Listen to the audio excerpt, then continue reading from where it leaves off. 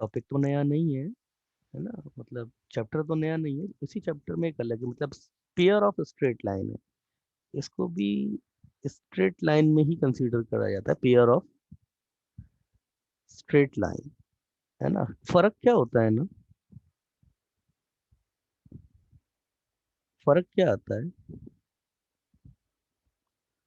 फर्क ये आ जाता है इसमें कि अभी तक हम एक स्ट्रेट लाइन की बात करते थे, अब वो पेयर पेयर भी मल्टीपल में होगा, है ना। मतलब अगर हमारे पास एक स्ट्रेट लाइन ये है, हमारे पास एक स्ट्रेट लाइन है, उसकी इक्वेशन ये दी हुई है, a1x plus b1y plus c1 equal to 0, और a2x ये दूसरी लाइन है, b2y plus c2 equal to 0, तो इन दोनों को आपस में मल्टीप्लाइड कर दिया जाएगा, और फिर इन दोनों क्वेश्चन, इन दोनों लाइन के ऊपर जो है वो क्वेश्चन पूछे जाएंगे। ये है भाई अब हमारे पास में, तो ये हम पढ़ेंगे पेयर ऑफ स्ट्रेट लाइन। क्या होता है हमारे पास पेयर ऑफ स्ट्रेट लाइन, ये थोड़ा बहुत तो पढ़ रखा है बोर्ड में, रिप्लाई कीजिए। Yes sir. चलो, तो पेयर ऑफ स्ट्रेट लाइन पढ़ते हैं पहले। पेयर ऑफ स्ट्रेट लाइन क्या होगा, two line, equation of two lines, equation of two lines से a1x plus b1y plus c1 equal to 0 and a2x plus b2y plus c2 equal to 0 can be right by can be right by a1x plus b1y plus c1 into a2x plus b2y plus c2 equal to 0। ऐसा भी लिखा जा सकता है इनको भाई, अगर ये दोनों इक्वल टू 0 तो या तो ये फैक्टर 0 या फिर ये फैक्टर या 0 या फिर ये दोनों फैक्टर 0 है, तो ये जो दोनों फैक्टर 0 है वो हमारी दोनों स्ट्रेट लाइन को कवर कर लेगा। और इसी को ही इस तरीके से जब इसको आप पूरी तरीके से ओपन करके लिख लोगे ना, तो यहाँ से देखो क्या क्या आएगा, एक्स स्क्वायर का कोफिशिएंट आएगा, वाई स्क्वायर का कोफिशिएंट आएगा, कांस्टेंट टर्म आएगी, एक्स वाई का कोफिशिएंट आएगा, एक्स का भी आएगा, वाई का भी आएगा। तो वो जो जनरल इक्वेशन है उसको कैसे लिखा जाता है, now this pair of straight line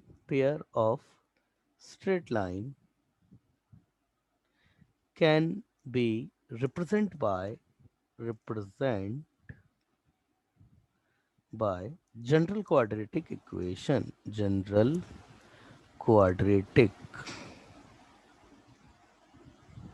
equation by, ये आपके पास होगा a x square plus B Y square plus 2gx plus 2fy plus 2hxy plus c equal to 0, where यहाँ पर डिस्क्रिमिनेंट क्या होता है, देखिए इसका, इसका डिस्क्रिमिनेंट क्या होता है, आपने पढ़ा हुआ है बोर्ड में तो डिस्क्रिमिनेंट जरूर बताया गया होगा आपको। डिस्क्रिमिनेंट क्या होता है इसका,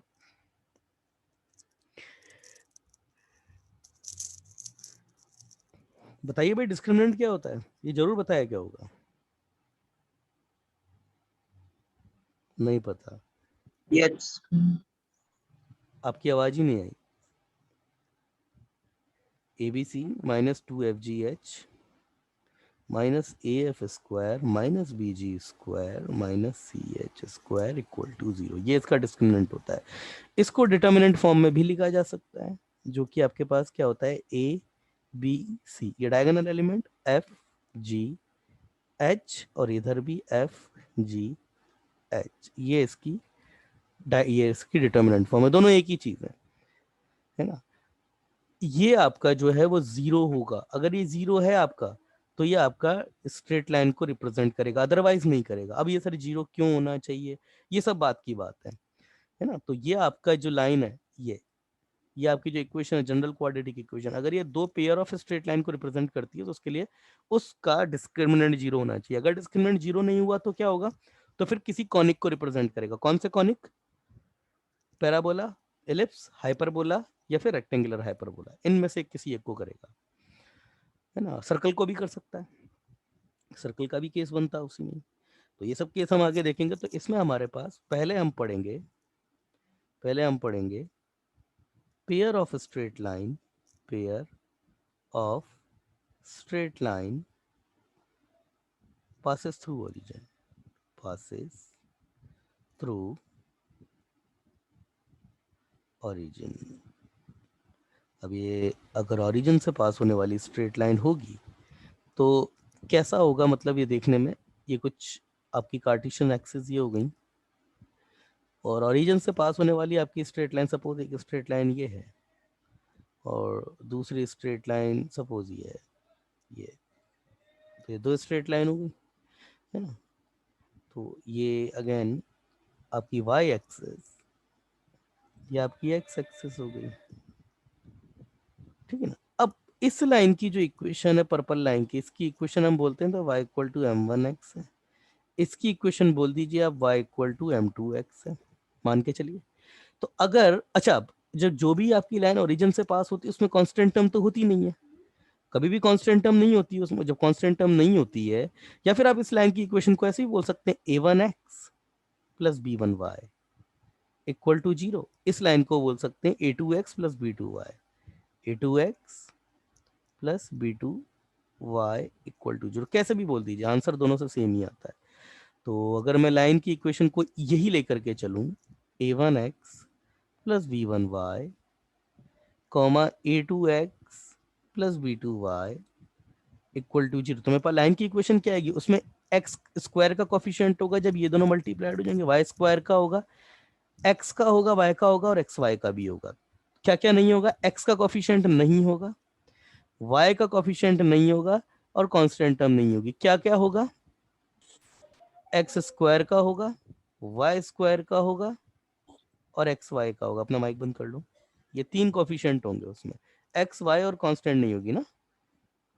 तो क्या होगा, माइक बंद करो अपने।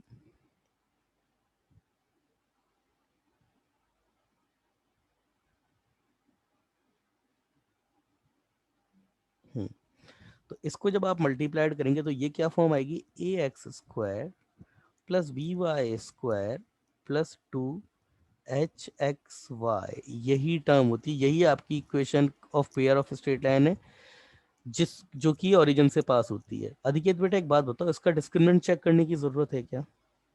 क्या मतलब डिस्क्रिमिनेंट चेक करने की जरूरत अगर हम बोलते हैं तो ये वाली बात होगी, क्या ये इक्वेशन स्ट्रेट लाइन के अलावा किसी और चीज को रिप्रेजेंट कर सकती है क्या? रिप्लाई कीजिए, क्या इसका डिस्क्रिमिनेंट चेक, मतलब मुझे यहाँ लिखना पड़ेगा कि डिस्क्रिमिनेंट 0 होना चाहिए इसका, ऐसा लिखना पड़ेगा क्या कि डिस्क्रिमिनेंट चेक करो कि 0 है या नहीं है? नहीं सर। क्यों? क्यों क्यों नहीं लिखना पड़ेगा? क्योंकि इसका डिस्क्रिमिनेंट हमेशा 0 है, आपको चेक करने की जरूरत नहीं, डिस्क्रिमिनेंट 0 ही है इसका। क्यों?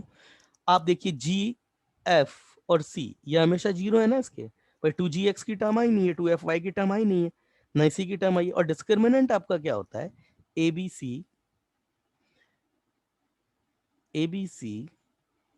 Minus 2fgh minus AF square minus BG square minus CH square. ये GFC हर टर्म में आपके, ये भी 0, ये भी 0, ये सब 0 है आपके पास। तो इसका डिस्क्रिमिनेंट बाय डिफॉल्ट हर बार 0 होता है। या फिर ग्रामेटिकली सॉरी ज्योमेट्रिकली इस बात का मतलब ये हो गया कि ये लाइन तो हमेशा पेयर ऑफ स्ट्रेट लाइन जो कि ओरिजिन से पास होती है उनको ही रिप्रेजेंट करेगी। कंफर्म है ये बात? क्लियर है? यस। चलिए अब आगे देखते हैं। बेटा मान के चलो आपके पास में मान के चलिए, अब देखिए, अब आपको क्या है ना, जाहिर सी बात है आपके पास जेई में क्वेश्चन आएगा ना, आपका जो सबसे लोअर कैटेगरी का क्वेश्चन भी बनेगा, अगर ऑब्वियसली ये तो क्वेश्चन जेई में नहीं आएगा, मगर कई बार जब क्वेश्चन आएगा तो उसकी एप्लीकेशन में हो सकता है ये पार्ट कई बार पूछा जाए। आपको ये इक्वेशन दे दी इस तरीके से, जैसे कोई इक्वेशन दे दी मैंने, x square plus y square plus 7xy।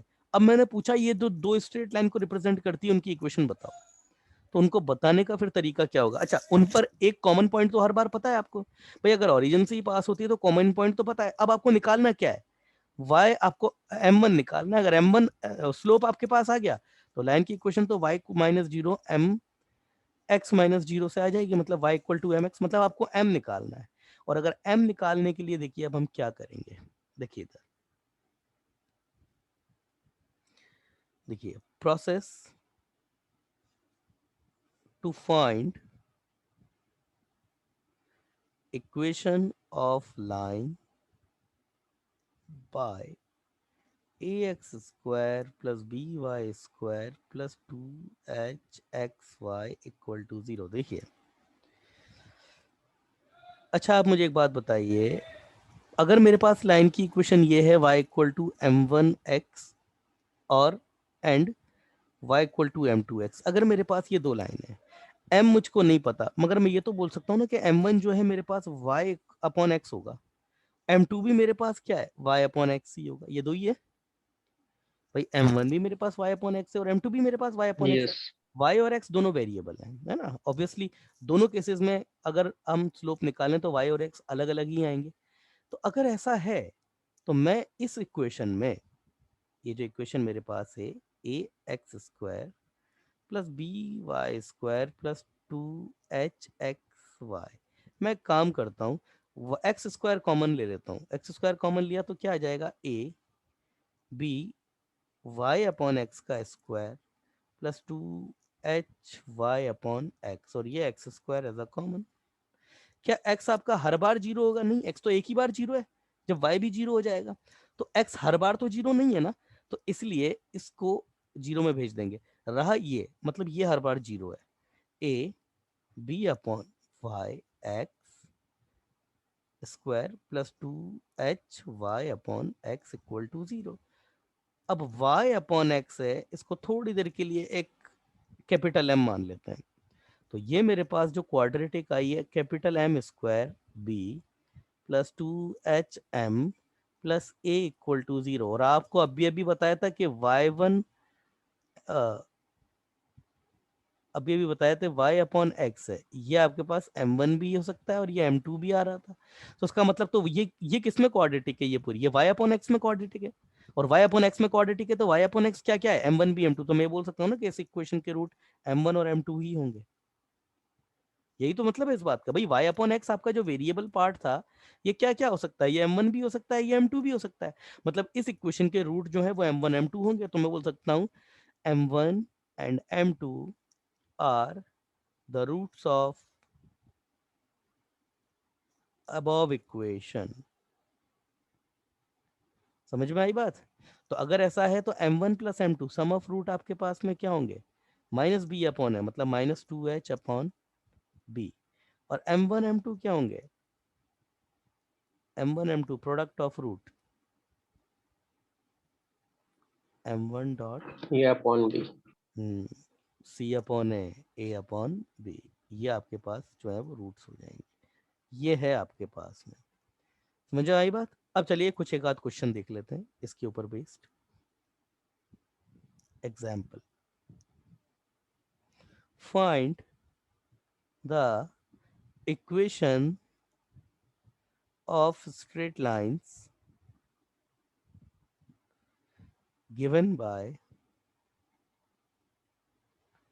X square plus 7y square plus 9xy equal to 0। तो क्या करेंगे यहाँ पे, क्या करेंगे यहाँ पे, सिंपल सी बात है, क्वाड्रेटिक बनाओगे, वो एक्स स्क्वायर कॉमन निकालोगे, तो एक्स स्क्वायर कॉमन निकाल दिए 7 अपॉन, तो ये 7 up plus y upon x का square plus 9y upon x plus 1 equal to 0। Let y upon x इसको कैपिटल M मान लो, और ये मानोगे तो कितना हो जाएगा 7m square plus 9m plus 1 equal to 0। तो m कितना आ जाएगा, B square minus minus 9 plus minus under root B square is 81 minus 4ac 28 upon 2 into 7, तो ये कितना आ गया, minus 9 plus minus under root 81, बोले तो 80 में से 27 जाएंगे 50, 53 53, यस 53 अपॉन 14 आ गया।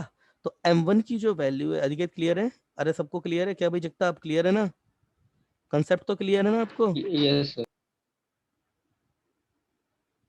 चलिए, तो आपके पास m की दो वैल्यूज आ गई, तो m की वैल्यूज क्या क्या आई हैं? एक तो -9 प्लस √53 अपॉन 14, एक तो ये होगा, और -9 माइनस √53 अपॉन 14, ये दो वैल्यूज m की हो गई। तो आपके पास लाइन की इक्वेशन क्या होगी? y equal to m1x and y equal to m2x, और m1 m2 की वैल्यू दी हुई है आपको, ये m2 है। ठीक है, ये हो गया आपका। अगला अगला क्वेश्चन,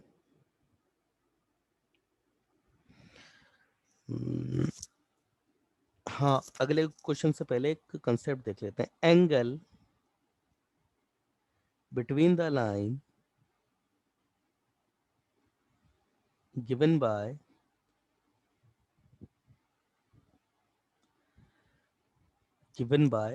क्या? A x square plus B Y square plus 2hxy equal to 0, इन दोनों लाइन के बीच का एंगल क्या होगा? तो देखो कैसे निकालेंगे। Let slopes of these line are m1 and m2, then angle between these lines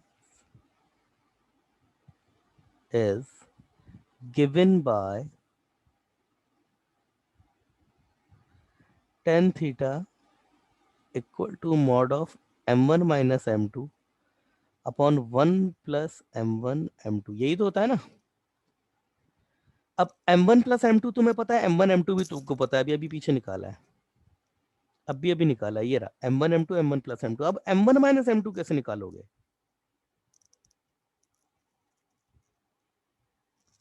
m1 minus m2 कैसे निकालोगे? m1 प्लस m2 तो पता है तुमको। m1 minus m2 whole square is equal to m1 hmm, plus m2 whole square minus 4m1 m2। शाबाश शाबाश, यही तरीका है, बिल्कुल सही बोल रहा है अच्छा। तो m1 माइनस m2 आप कैसे निकाल सकते हो? m1 minus m2 that would be, हम बोल रहे हैं m1 is greater than m2, तो फिर यहाँ पर मॉड लगाने की जरूरत नहीं है, क्योंकि रूट में से वैसे भी पॉजिटिव क्वांटिटी नहीं, m1 is greater than m2 है, मतलब दोनों साइड पॉजिटिव है आपकी। तो ये m1 plus m2 whole square minus 4m1 m2, is that clear? m1 plus m2 का होल स्क्वायर कितना था? -2h अपॉन b का स्क्वायर, माइनस 4m1 m2 कितना था? ये a अपॉन b था। तो ये m1 माइनस m2 कितना हो गया?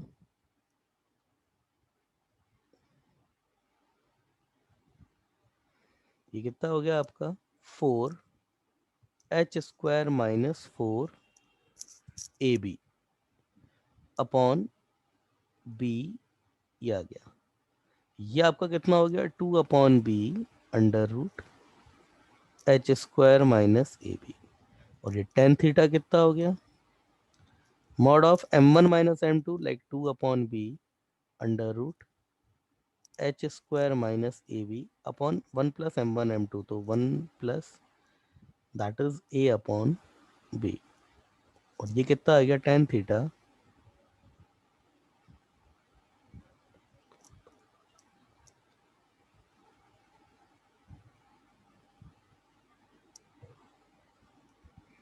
ये है आपके पास में।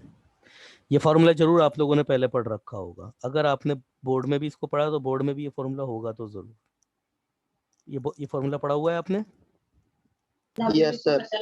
चलिए ठीक है, तो अब ये आपके पास में यहां से एक चीज और निकल के आती है, if H square lesser than A B, then both lines will be both lines will be imaginary. क्यों इमेजिनरी होगी? क्योंकि रूट के अंदर नेगेटिव आ जाएगा ना, एच स्क्वायर अगर छोटा हो गया ए बी से।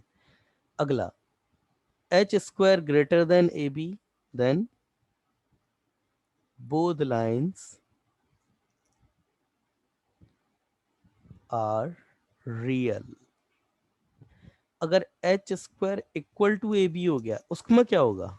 Both lines parallel. Parallel, parallel होंगी, will be coincident. Parallel line होती है जो जिनके बीच जो मतलब बीच का एंगल तो जीरो होता है मगर एक दूसरे को इंटरसेक्ट कभी नहीं करती। अरे भाई दोनों लाइन ओरिजिन से पास होती हैं यार, सिंपल सी बात है। दोनों लाइन जो है वो ओरिजिन से पास होती है। जब ये लाइन भी ओरिजिन से पास हो रही है और ये लाइन भी ओरिजिन से पास हो रही है और फिर इनके बीच का एंगल भी तुम जीरो कर दो, और एंगल जीरो कर दोगे तो क्या होगा? इस लाइन को उठा करके इस पे रख दो, उठा करके तो ये आ जाएगी। तो दोनों लाइन सेम हो गई ना फिर तो कोइंसिडेंट का मतलब होता हाँ है सर। सेम होना, है ना? थोड़ा कोई बहुत बड़ी चीज नहीं है, पर तुम्हें बताया नहीं क्या होगा पहले, वरना पता होता ही है। तीसरा, if a plus B equal to zero हो जाए देन बोथ लाइंस आर, क्या होगा? परपेंडिकुलर। परपेंडिकुलर। ये कुछ स्टैंडर्ड रिजल्ट है, याद होंगे ये रिजल्ट तो एटलीस्ट आपको।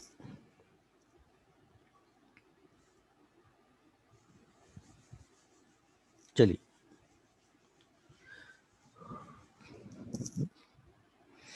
यहां से एक और चीज, अगर H square equal to A B अगर हो गया ना तो ये इक्वेशन जो है आपकी परफेक्ट स्क्वायर बन जाएगी हमेशा। H square equal to A B होती तो ये इक्वेशन परफेक्ट स्क्वायर बन जाएगी ना। कैसे? इक्वेशन ये बन जाएगी ना आपकी, H square equal to A B रख दो यहाँ पे आप, ये जो आपको गिवन है एच स्क्वायर, इसमें आप ए बी रख दिए, एच एच की जगह, मतलब एच की जगह रूट ए बी रखा जा सकता है।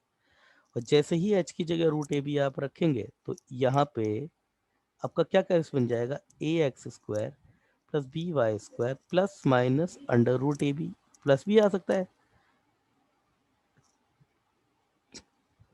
Two A b x y equal to zero. तो ये तो आपके पास में root a x plus minus root a y, इसका परफेक्ट स्क्वायर ही तो बन गया ये। तो मैंने यही तो बोला, परफेक्ट स्क्वायर बनने का मतलब क्या है? दोनों लाइन सेम है।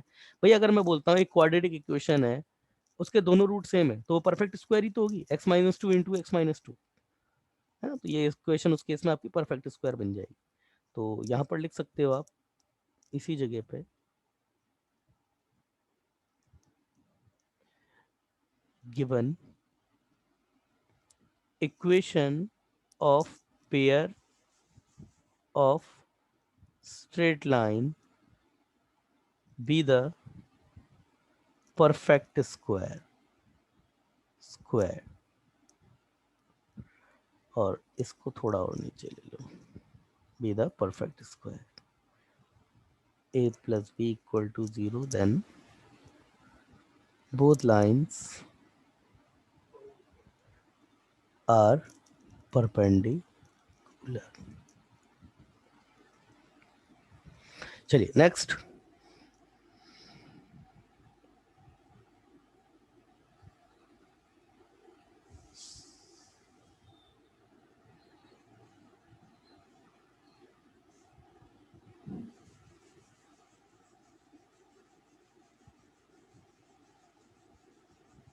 हम्म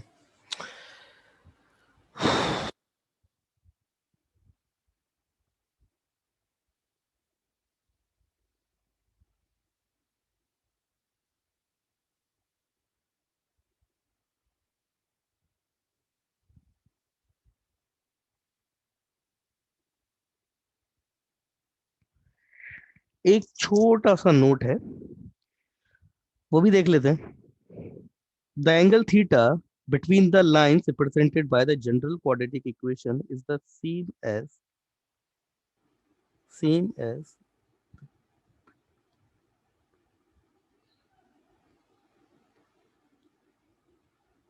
part।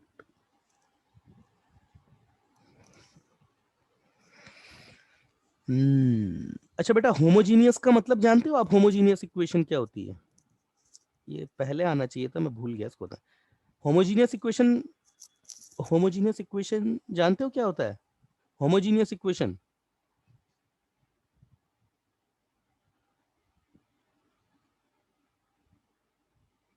रिप्लाई कीजिए, होमोजीनियस इक्वेशन जानते हो?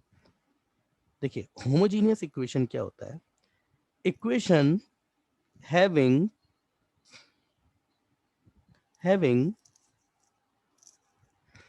द सम या फिर degree of having the degree of each term constant, say n, then this equation, then such equation, then such equation called homogeneous equation of degree n. अब जैसे यहां पर देखिए, आपको ये जो इक्वेशन दी है मैंने, a x square plus B Y square plus two H x y equal to 0। अब देखिए यहाँ पर एक्स स्क्वायर वाली जो टर्म है उसमें वेरिएबल की पावर कितनी है, मतलब कितने वेरिएबल है। 2 अच्छा, ये बी वाई स्क्वायर में कितने, 2 टू एच एक्स वाई में कितने, 2 टू ही है। क्यों, एक्स की भी एक पावर है और वाई की भी एक पावर है, तो पावर का सम देखेंगे तो टू ही है। क्या इसमें हर टर्म की जो डिग्री है वो कांस्टेंट नहीं है, टू। Yes sir. तो इसीलिए इसको होमोजीनियस इक्वेशन बोलते हैं of degree two, is homogeneous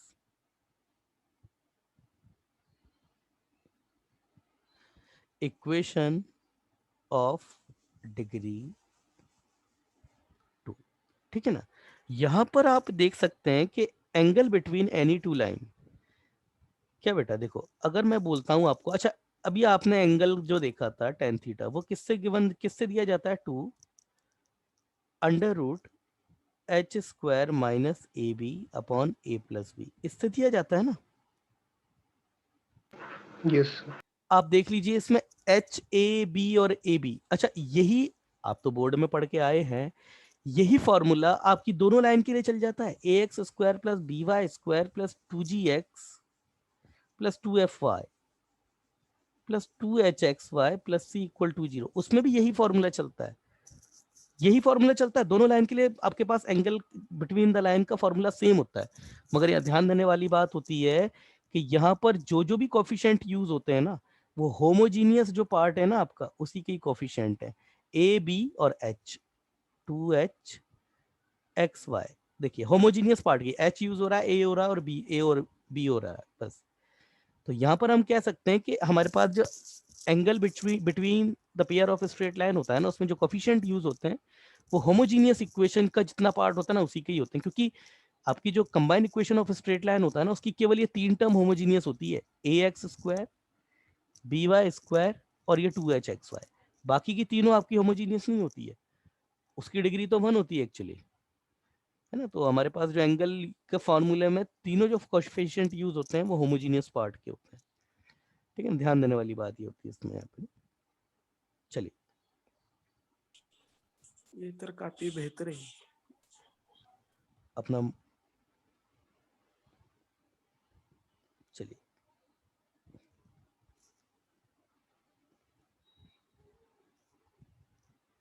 चलिए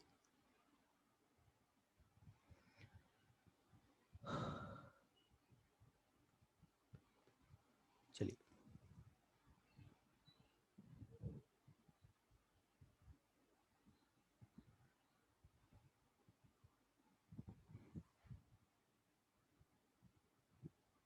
चलिए अगला देखते हैं इसी का ही,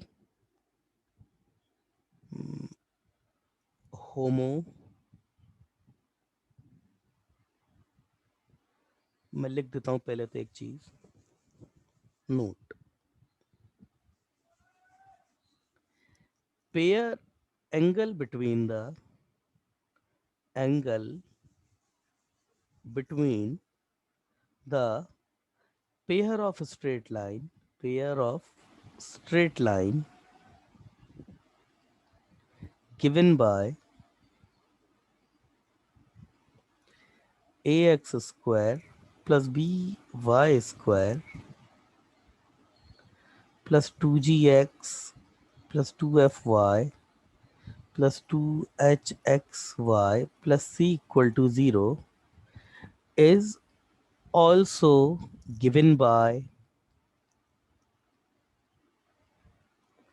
tan theta, same formula use होगा, mod of 2 under root H square minus A B upon A plus B, बस। ठीक है ना, ये है। अब आता है वो पार्ट जहां से जेई का क्वेश्चन बनता है। ये चीज तो आप बोर्ड में भी पढ़ चुके होंगे।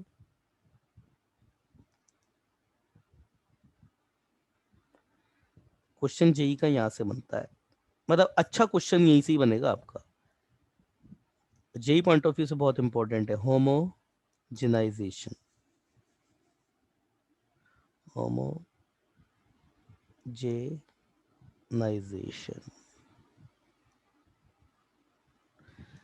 ये है क्या आपके कोर्स, मतलब आपने पढ़ा हुआ है क्या इसको, होमोजेनाइजेशन?